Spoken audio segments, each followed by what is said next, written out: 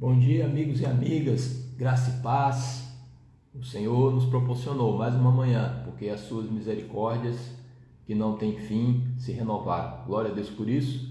E nós vamos continuar com o nosso curso, né? Não o curso propriamente, mas alguns tópicos do curso que vamos começar a partir de março do ano que vem, com alguns amigos, né, que estarão, e eu também estarei colaborando sobre maturidade cristã, que é um material muito rico que a comunidade tem, e nós decidimos fazer, né, trazer alguns tópicos aqui, mas não apenas o livro, né, também trazendo um pouco do que o Senhor tem falado conosco, né, com alguns adendos, para que a igreja do Senhor possa ter a oportunidade de posse dessas informações, né, tão preciosas da palavra de Deus e do ensino que a comunidade tem ministrado, né, esses anos, possamos crescer, eu e você possamos cada dia mais atingir a maturidade.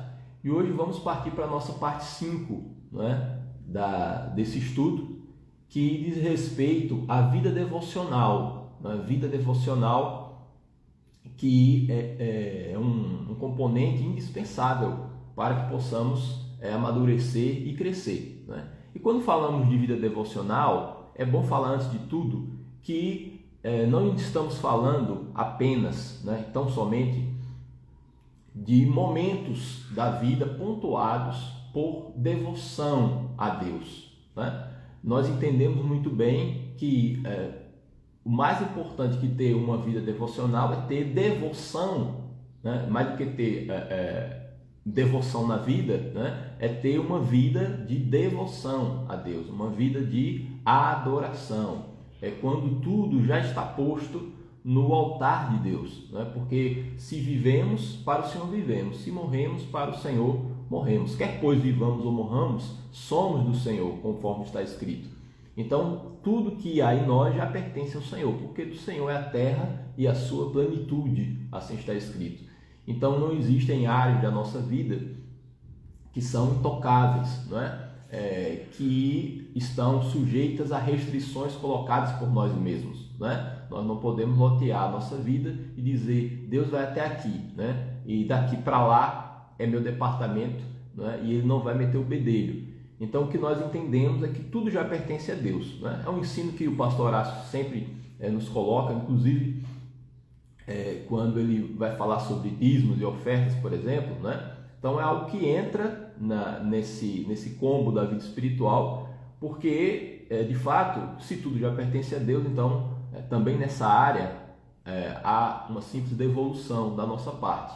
E em tantas outras, né? Tudo pertence a Deus, o nosso casamento, o nosso trabalho, a nossa vida acadêmica e intelectual, né? E todos os âmbitos de convívio, né, do cristão, né, já estão consagrados diante de Deus, enfim, sabemos que é assim que funciona.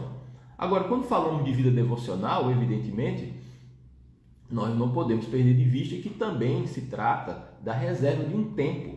Então, existe uma vida que é de devoção, existe um tudo que já está no altar de Deus e submetido ao Senhor, sem restrições, mas ao mesmo tempo, e para manter a coerência, precisamos entender que, além dessa vida estar totalmente no altar, existe uma reserva de tempo para que eu e você possamos nos colocar mais intensamente, né? Mais intensamente e intencionalmente na presença de Deus para aprendizado, para crescimento, né? Então, nós temos eu acho importante esclarecer, né, essa ideia muito bem firmada no coração. Existe uma vida que é adoração, tudo está consagrado ao Senhor, mas dentro dessa vida que já é de adoração, é preciso reserva de tempo, né, para que possamos ser mais inteiros, né, ao nos aplicarmos no conhecimento da palavra de Deus e no ouvir da voz de Deus. Bem, para que isso aconteça, a vida devocional aconteça, né, ela é formada por dois pilares, praticamente que todos, né, muitos aqui são amigos, já frequentam a comunidade conosco, sabem do que eu estou falando, né? Nós estamos falando de oração e leitura da palavra, né? São dois componentes da vida devocional, oração e leitura da palavra. Mas, na verdade, quando nós falamos de oração e leitura da palavra, esses dois elementos eles precisam se fundir, eles estão integrados. Então, veja bem, à medida que nós lemos a palavra, nós oramos melhor. E quanto mais você ora, né, você entende melhor a palavra de Deus. Por que nós, quando lemos mais a palavra, oramos melhor? Porque a própria palavra de Deus, ela já põe possibilidades e limites na oração. O que isso quer dizer? Veja, quando você vai conhecendo as Escrituras, você entende que algumas orações, elas não são convenientes e elas sequer podem ser, alguns pedidos podem ser pautados, né, quando nos apresentamos no altar de Deus, né? Partindo para o mais óbvio, por exemplo, se você tem um adversário, você tem um perseguidor na sua vida, é óbvio que você não vai orar pedindo para que Deus o castigue, né? Para que Deus puna essa pessoa. O que nós oramos é para que essa pessoa possa ter uma abertura de olhos para o Evangelho de Jesus Cristo e possa se converter, né? Então nós não pedimos a derrota, a destruição dos nossos inimigos, por exemplo, porque quando lemos a Bíblia, veja, nós também criamos limites à oração e também sabedoria no orar, né? Quando falta para mim e para você sabedoria na oração, por ausência de conhecimento da palavra, né? É muito fácil nós cairmos na insensatez de todo tempo pedir a mudança do nosso cônjuge para que ele mais ou menos se encaixe, né, no meu projeto que é ser um bom cônjuge, né, para que ele se enquadre perfeitamente à imagem e semelhança da minha vontade, né? Mas aí quando você conhece a palavra de Deus, você entende que o que o meu cônjuge muitas vezes é só produto do que eu sou, né? Então ele reage ao tipo de atitude que eu semeio, né? O que eu fomento no casamento é o que eu vou receber de volta pela lei da semeadura. Então é uma compreensão da palavra de Deus que leva também a uma oração mais sensata, né? Mais condizente com o conteúdo das Escrituras. E também ler a palavra de Deus vai me ajudar a também expandir, né, a minha expectativa, inclusive, do que Deus pode fazer, né? Durante esse período de pandemia, oramos por alguns amigos, né, na comunidade, né? O Senhor curou um deles, né, o nosso amigo Sérgio, já o outro Sérgio, não o pastor Sérgio, né? Foi um milagre, mas também nos aplicamos, toda a igreja, pela vida do nosso saudoso pastor Sérgio.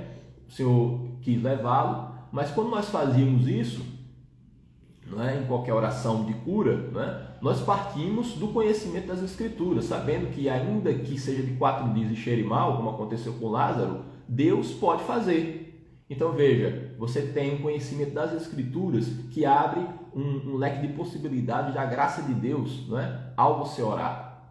Você sabe que a oração ela move a mão que move o mundo. Você sabe que ainda que seja necessário que o sol pare, isso inspira, você sabe que Deus pode fazê-lo. Então, o que é impossível vai se tornando,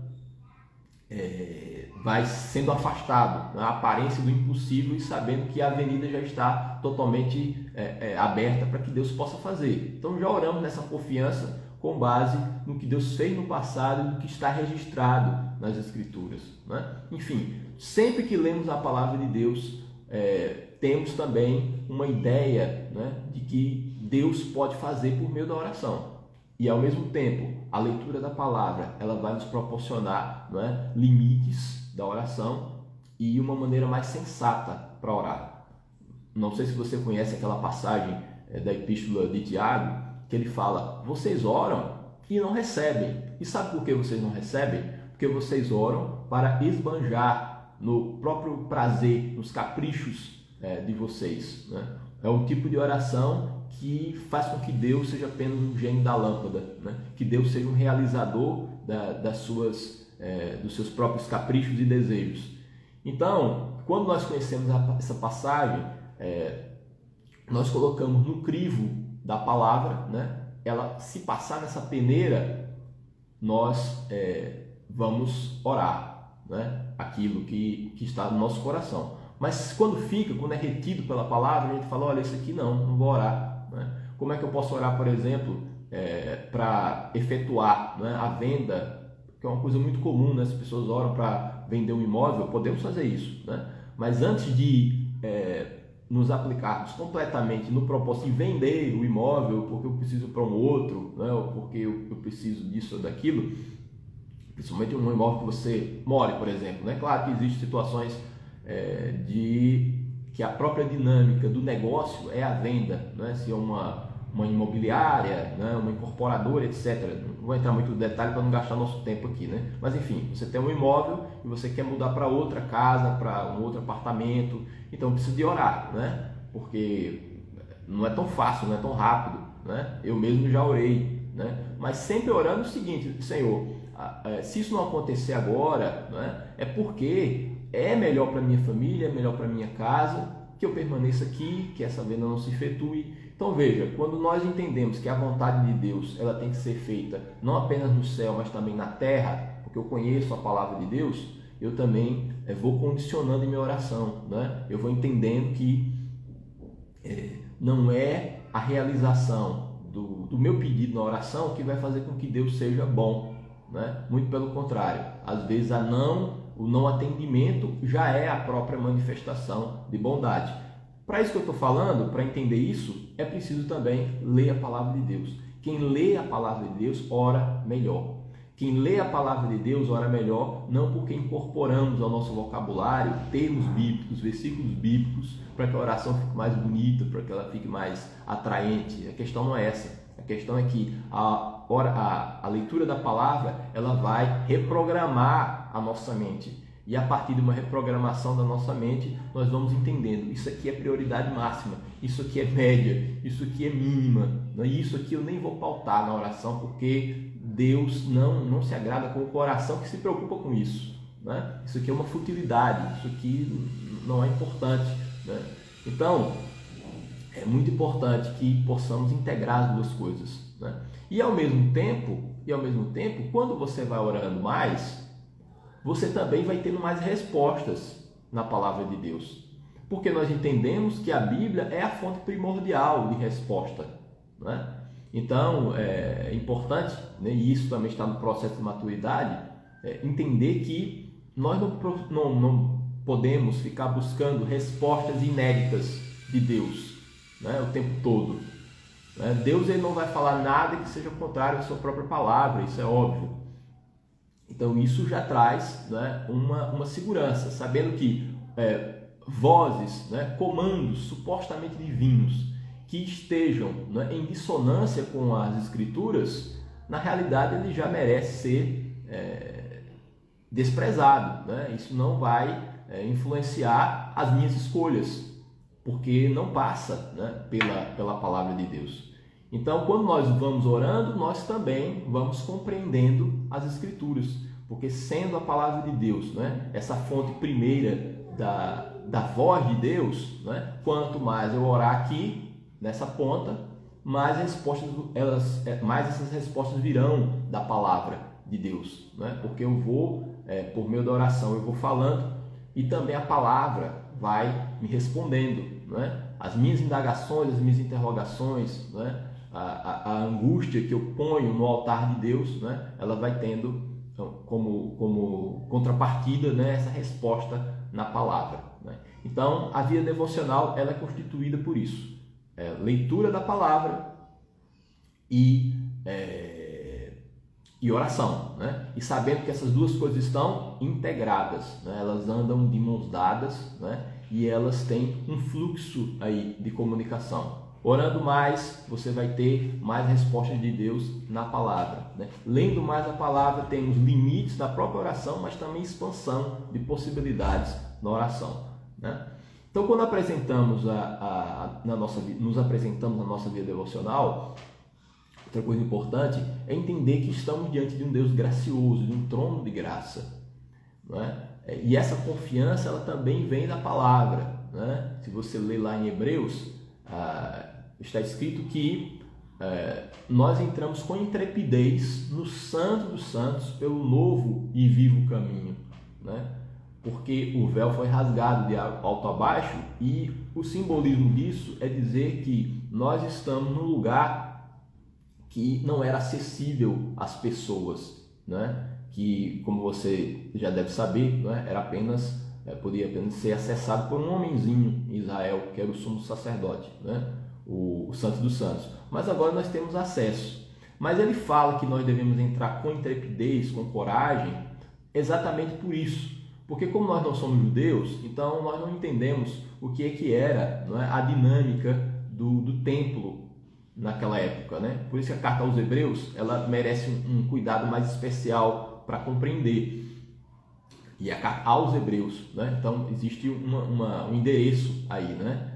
Então às vezes nós não entendemos bem o que aquilo significa, mas veja, nós partimos, né, de uma posição de exclusão da área interna do templo, porque eu e você somos gentios, né? Creio aqui que não temos judeus aqui, então nós não teríamos direito, nós ficaríamos no pátio dos gentios, dentro da arquitetura do templo, né? No aspecto arquitetônico, né? O templo ele é dividido em várias partes.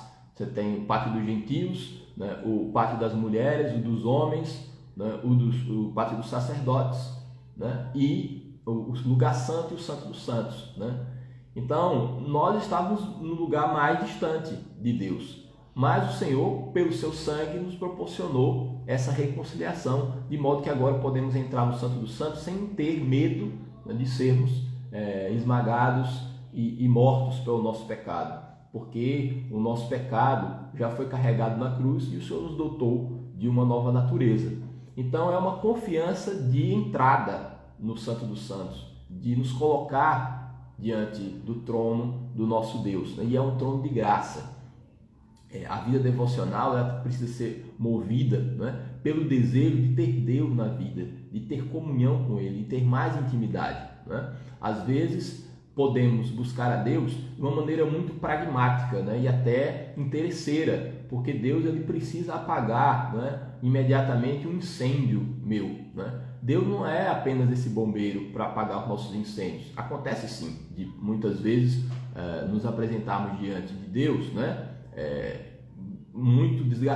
Bastante já desgastado por uma situação específica, e pedimos: Senhor, me ajuda aqui que eu não vou aguentar. Claro que isso é legítimo, né? Mas não pode ser só isso, né? Então a comunhão com Deus, sendo Ele nosso amigo, é o que Jesus fala: eu não vos chamo mais de amigos, né? Mais de servos, mas sim de amigos, porque os meus segredos já foram contados para vocês. Então, se é um amigo, então um amigo tem prazer na companhia do outro amigo. Então entramos assim, porque é um trono de graça, porque existe um acesso, né, completo, né, que Jesus Cristo nos proporcionou. Também fazemos isso com fé, porque sem fé é impossível agradar a Deus, né? Precisamos ter fé de que Deus vai nos falar por meio da palavra, e precisamos ter fé de que somos ouvidos quando oramos, né? Sem fé é impossível agradar a Deus, porque importa que aqueles que se aproximam de Deus creem que Ele existe. E mais, ao nos aproximarmos de Deus, também temos a confiança de que há recompensa em buscá-lo.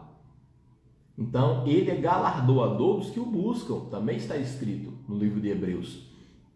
Agora, ser galardoador, né, não é só porque eu quero certos brindes fúteis de Deus, né, que Deus me acrescente isso ou aquilo. Como eu falei, né, a própria oração, a própria leitura da palavra me ajuda a entender o que deve ser prioridade ou não na oração, porque ela ajuda na oração, né?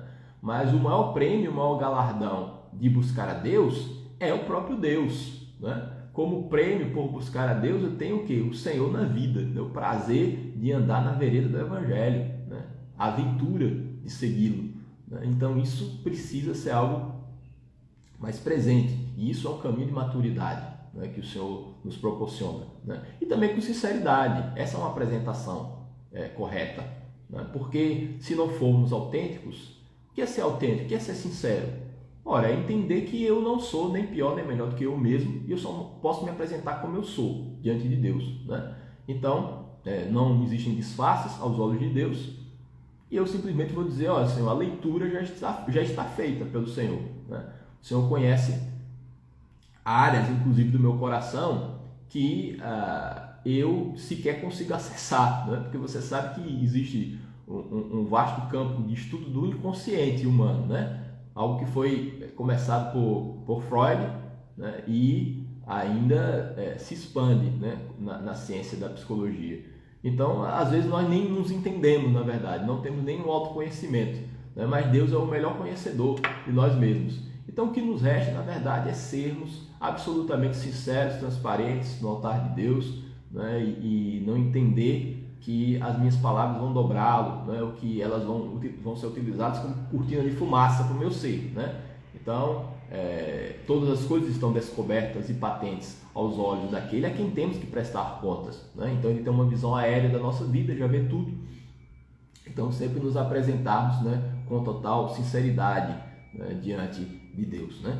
E outro elemento importante, né, que ele vai se associar à oração é o jejum, né, na vida devocional. Lembrando que o jejum ele não é uma prática espiritual, e é bom registrar, isolada da oração, né? Ela precisa estar completamente integrada à oração, porque se você fizer jejum sem oração, você vai apenas passar fome, né? Então, a gente passa fome sem oração quando você precisa fazer um hemograma, por exemplo, né? Mas não é o caso. Então, nós estamos entrando num ciclo, né, de abstinência de alimentos, né, e de água, algumas vezes, para termos mais sensibilidade, né, à voz de Deus. E o fato de Jesus Cristo ter sido um praticante do hábito do jejum já nos diz muito e já nos aponta o caminho, né, para o crescimento nessa área. Ele fez o jejum antes de começar o seu ministério, foi tentado, né, no deserto. Você encontra a igreja, né, em Atos também praticando o jejum. Por exemplo, lá em Atos 13, em Antioquia, quando eles separaram discípulos, né, para a obra missionária, ali não houve uma escolha de currículo não, para saber quem ia começar, né? Está escrito que eles jejuaram e oraram, e aí Deus deu a resposta.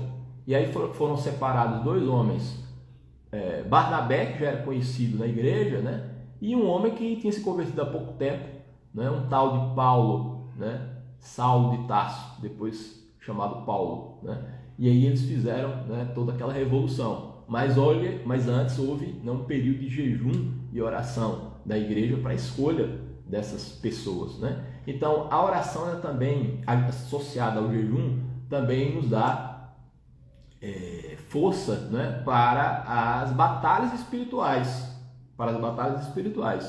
né? Tem uma passagem que os discípulos de Jesus tentaram expulsar um demônio, e aí Jesus expulsou, depois que eles não conseguiram, e falaram: olha, essa casta aqui, essa espécie aqui, vocês só vão conseguir expulsar mediante oração e jejum. Só sai assim, um jejum e oração, né? Porque é uma batalha espiritual que necessitava de jejum. O Daniel é um homem de jejum, né? Quando ele recebeu uma visão que o aterrorizou, ele começou 21 dias de oração e de jejum também. Enfim, os exemplos são abundantes na palavra de Deus de pessoas que jejuaram e oraram, né? Então, antes de reclamarmos, né? Antes de começarmos a nos queixar, né, de certas situações, será que nós nos aplicamos completamente à oração e ao jejum para enfrentar, né, esses Golias, né, e essas muralhas que estão postas diante de nós? Né? Porque às vezes temos insuficiência de busca de Deus, né? E às vezes nos queixamos prematuramente, vamos dizer assim, né? Porque ainda não ficamos mais tempo no altar de Deus e no Santo dos Santos. Então o Senhor nos proporciona um instrumento poderoso, né, que é a oração e o jejum essas duas coisas aliadas à leitura da palavra, né, vai completar essa vida devocional que é tão necessária para que eu e você possamos crescer, né, e na graça e no conhecimento de Jesus, e possamos amadurecer, né? Então os instrumentos já estão postos, né? E quem vai bancar tudo isso, vamos dizer assim, né, é o Espírito Santo, né? O Espírito Santo, ele revela o conteúdo das Escrituras, né? Então, uma leitura das Escrituras, né, sem o auxílio do Espírito Santo acaba sendo um mero exercício intelectual, né? Nós apenas estaremos assimilando informações, mas não uma informação com caráter transformador, né? E uma coisa importante também sobre leitura da palavra, né? Eu não poderia deixar de dizer, quando lemos a palavra, precisamos ter uma mente mais aberta para o tipo de resposta que Deus quer dar, né? Para mim e para você. Porque veja, se você é uma pessoa que lê apenas os grifos da sua Bíblia, né? É muito comum que o que esteja grifado seja apenas consolação, né? Seja apenas chancela aos nossos próprios desejos, ou o Senhor é contigo, né? Eu jamais te abandonarei, né? Não temas. Bem, mas o Senhor é contigo em quê? Né? Porque se você grifar uma passagem dessa, o Senhor é contigo por onde quer que andares, mas depende, que lugar você vai andar, né? Porque Deus não é carimbador de qualquer coisa. Então veja, se o que está grifado na Bíblia é só isso, então está na hora de você começar a ler a parte não grifada da Bíblia, porque talvez a parte não grifada na Bíblia te traga correção, né? Traga para você repreensão, admoestação, né? E às vezes até bordoada, que é o que nós precisamos. Então a leitura da Bíblia, ela precisa ter essa abertura de saber o seguinte: olha, Deus pode dizer o que vai me afirmar, não é? O que vai me consolar, o que vai me ajudar, mas também eu posso receber aqui, não é? Uma ripada divina, e vai ser muito boa, abençoadora e amorosa, não é? Então precisamos ter, não é, uma mente aberta também para a repreensão de Deus a partir da palavra de Deus, né? Aí sim teremos a oportunidade de crescermos, né? E de amadurecer, né? E o Senhor vai nos proporcionar isso, porque o Espírito de Deus não vai deixar essa obra incompleta, esse edifício que somos nós, né? Eu e você estamos submetidos a essas mãos de oleiro, né? Que vai nos construindo, nos refazendo, né? E nos colocando no caminho da maturidade. É o que eu desejo, é o que você deseja, que o Espírito Santo complete essa palavra aí no seu coração, em nome de Jesus.